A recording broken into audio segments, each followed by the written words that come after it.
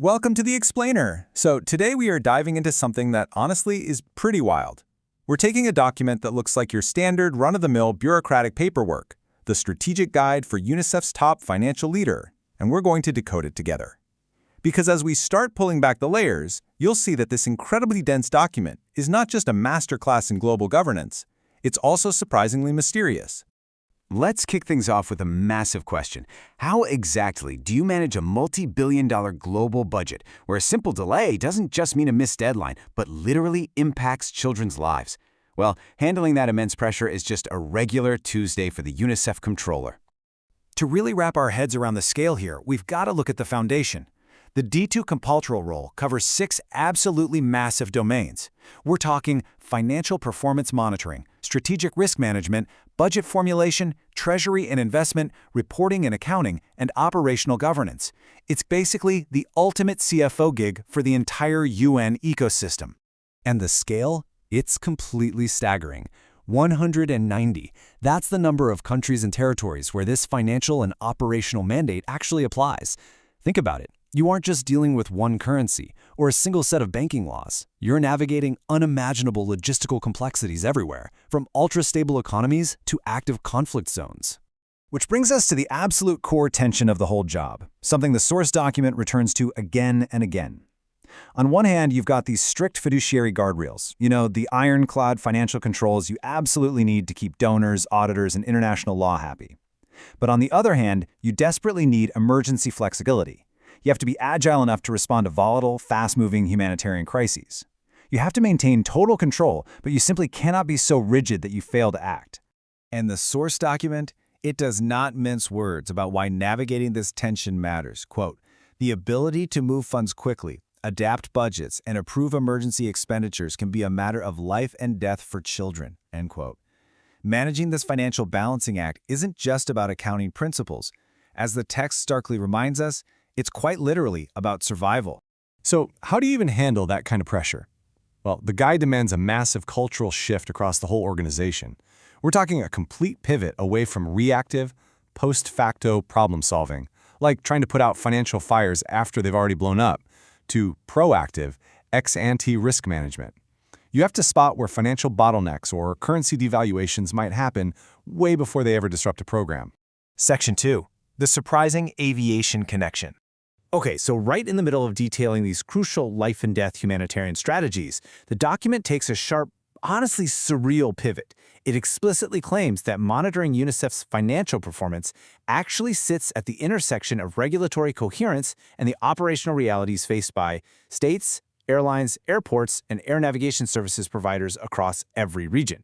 Yeah, you heard that right. The text inexplicably ties a children's charity directly to global air transport. For a little context, ICAO is the International Civil Aviation Organization. They're the specialized agency responsible for coordinating global air transport.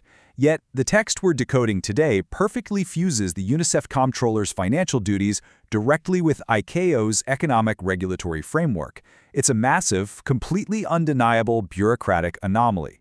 And just look at how deep this integration actually goes. According to the document, setting UNICEF's internal control mechanisms is tied directly to the economic development of air transport. Global financial policies are magically paired with harmonized economic regulation. And financial regulations compliance, that's linked to the resilience of the global air transport network. These two totally different mandates are completely, utterly entangled. Actually, scratch that, it gets even wilder.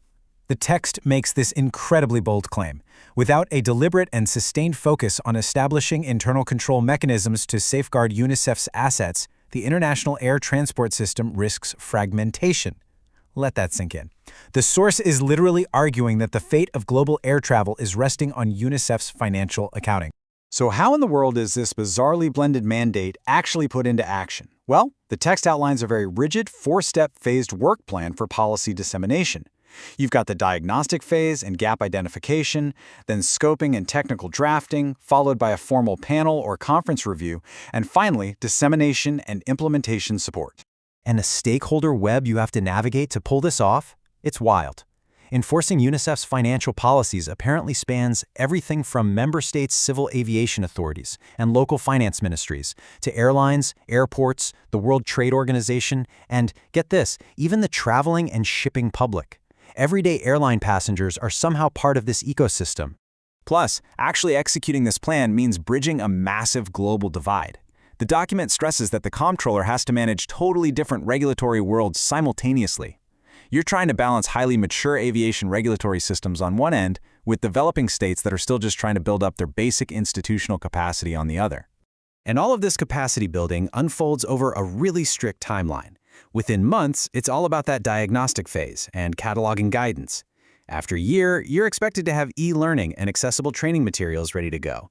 By year 3, you shift into multi-year horizon planning for investment. And long-term, it's all about continuous regulatory improvement. But of course, there are major risks to formulating these strategic approaches. And honestly, we aren't talking about your typical charity funding hurdles here.